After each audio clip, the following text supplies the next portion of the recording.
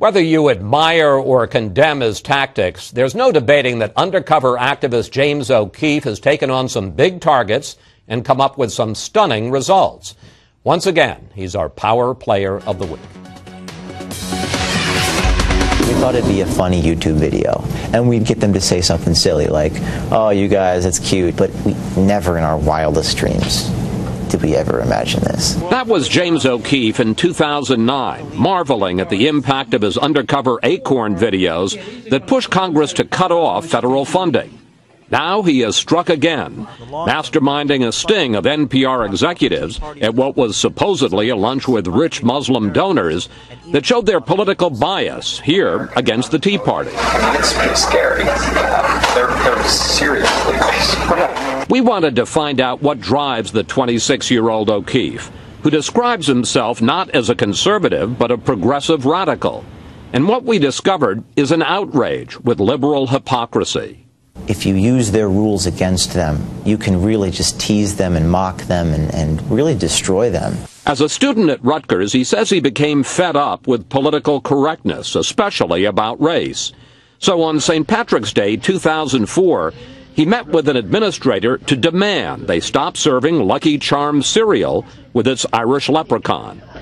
As you can see, we're not all short. I mean, we have our differences of height, and we think this is stereotypical of all Irish Americans. They said yes. And then I realized, okay, now I'm onto something. 4 years ago, he called Planned Parenthood offices to say he wanted to donate money to abort black babies so his child wouldn't be hurt by affirmative action. That's definitely possible. Oh, always. Can I put this in the name of my son? Absolutely. In 2009, when Hannah Giles called and proposed they sting ACORN, O'Keefe was on board. She said, I can be a prostitute. And that's when I said, what if I'm a pimp? And then we said, what if there are 13-year-old girls involved? And we just upped the ante and just made it more ridiculous. Just showing how you can make it legal. O'Keefe has had problems. Last May, he pleaded guilty to a misdemeanor for posing as a phone repairman to get into Senator Mary Landrieu's office. But now he has a new scalp. The head of NPR was forced out in the latest scandal, and Congress may oblige what that executive said was his secret hope. It is very clear that we would be better off in the long run without federal funding. O'Keefe says his friends always tell him the next sting will never work. They'll never say yes. That's ridiculous. That's absurd. Every time they say yes. So people say, you're never going to do it again. I disagree with them. I think that I'll come up with a new strategy and I'll get them to say yes.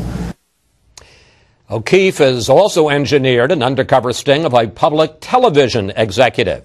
And his group says it will release that tape this week. And that's it for today. Have a great week, and we'll see you next Fox News Sunday.